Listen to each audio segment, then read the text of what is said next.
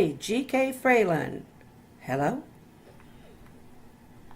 Please call me Glenda.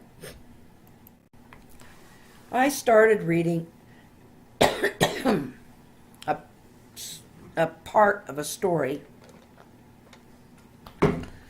that I had written years back. It's in a book called Six Strange Short Stories. Even I have trouble saying that. Six Strange Short Stories. There.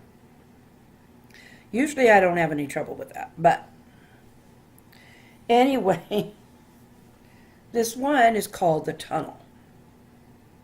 It's about a family, and they go to this park on a Sunday, and they are trying to decide whether to go hike up over the hill or whether to go through this tunnel. Anyway, the kids, of course, they want to go through the tunnel. It looks more adventurous than walking up over the hill. And so the parents say, yeah, sure, let's go. As soon as they get inside, the mother starts noticing something draining.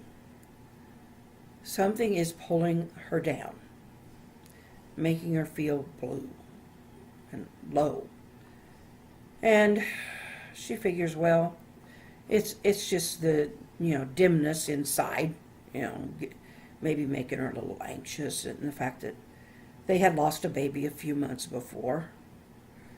Maybe she was still having some of that depression.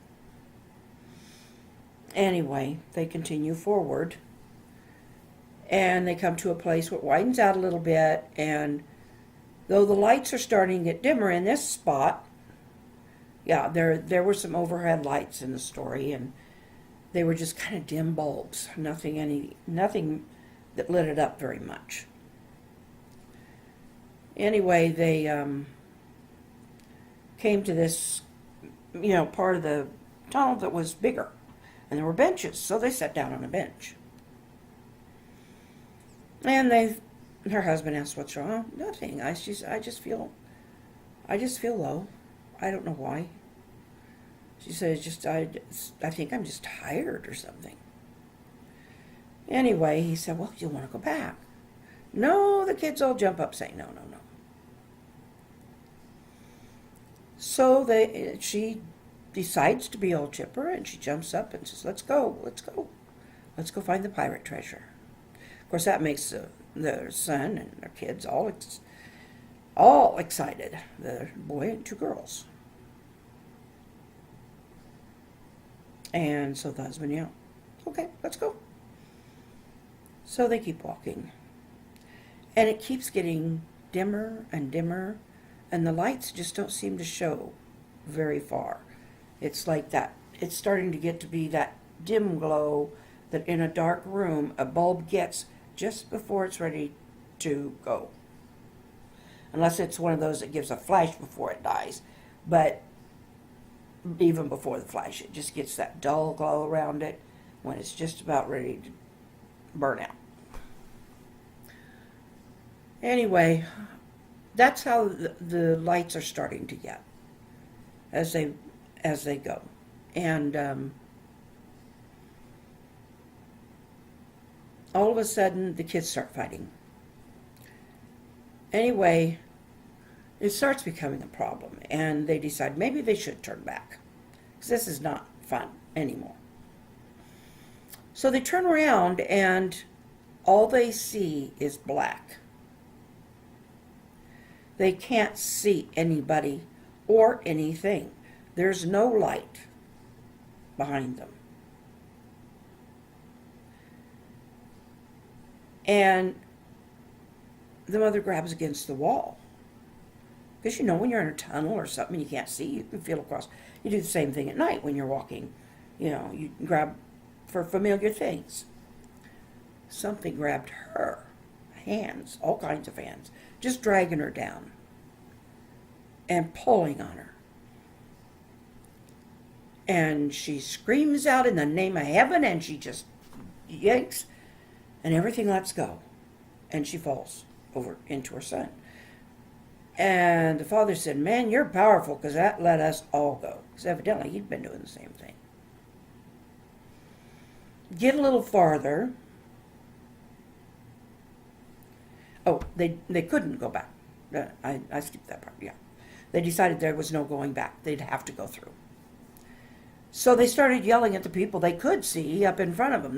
They were faint, but they could still see them. And nobody turned around.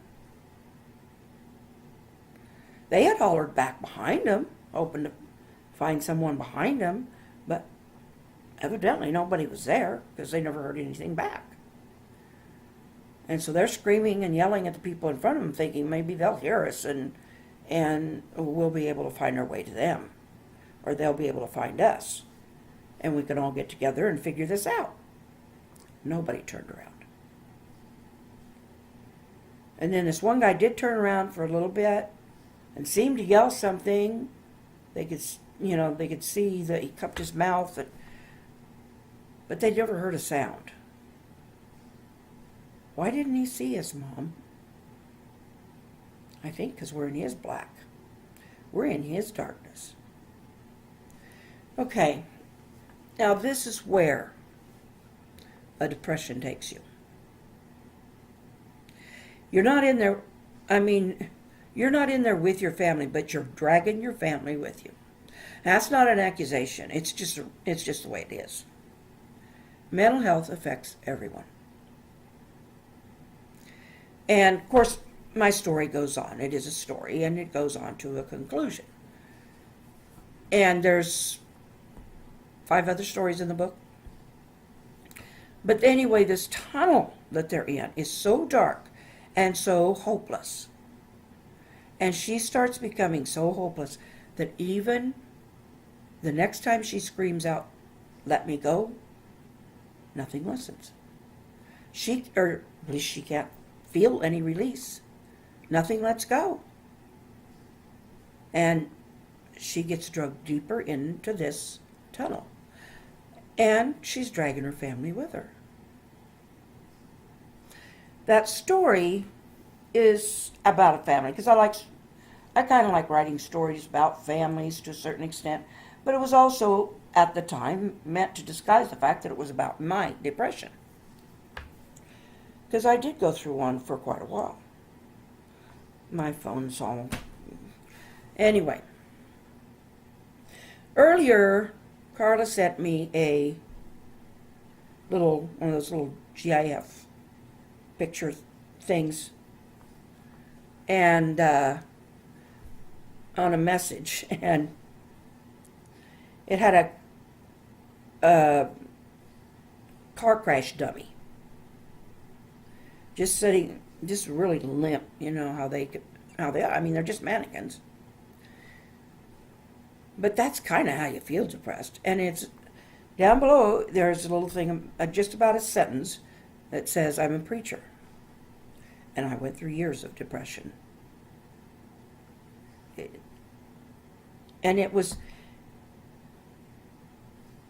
there was a link there.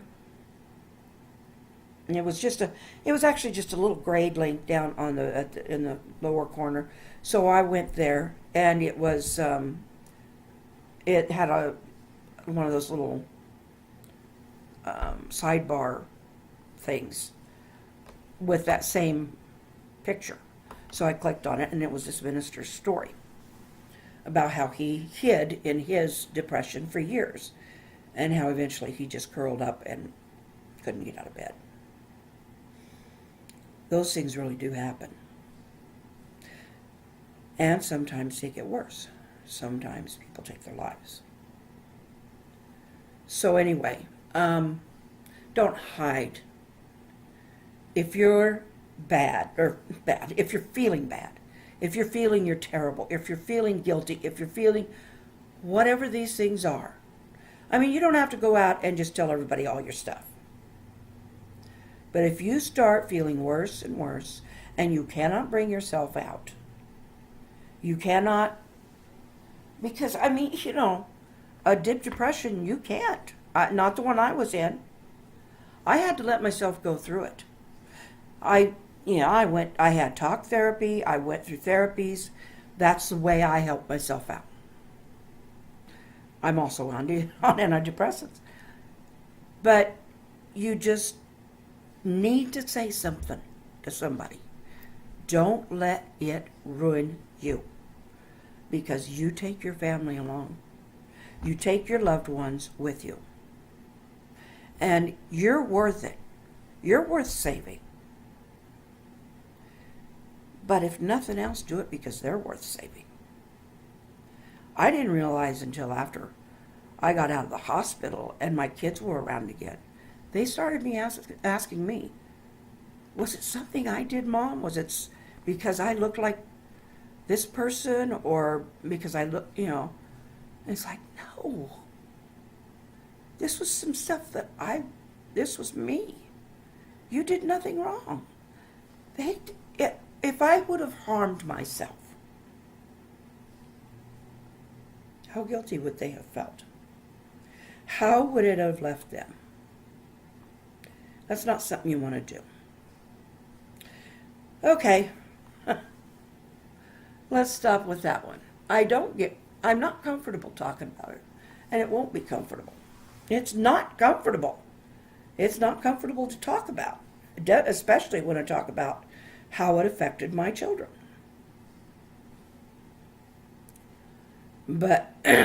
Or how it affected my husband. Anyway, and I still get depressed. But I've got better coping skills. I've learned. It doesn't get better overnight. Nobody does. But if you can reassure yourself, reassure your family that you're on the road to doing better or living better, you do have a life. Even if you are sitting here with COPD and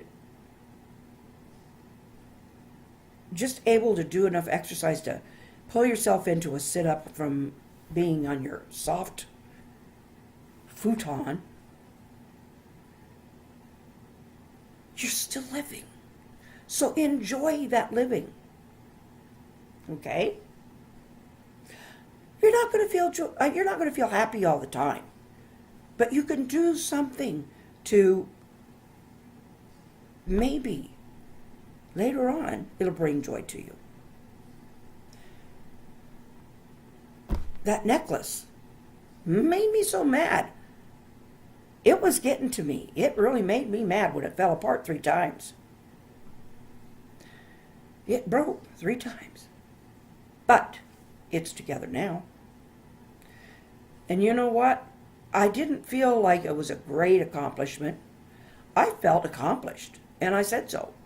But to tell you the truth, I didn't feel like I had broken any sound barriers or anything like that. Who does? I mean, the people who do that are pilots and astronauts. But anyway, it's being you. Being able to be you. Forgiving yourself for being you. And realizing you is not bad. You is not a bad person to be around. Unless you make yourself. Well, that's the wrong thing to say. I don't want to say it that way. I'll clip that out. Anyway, on to the sit-ups.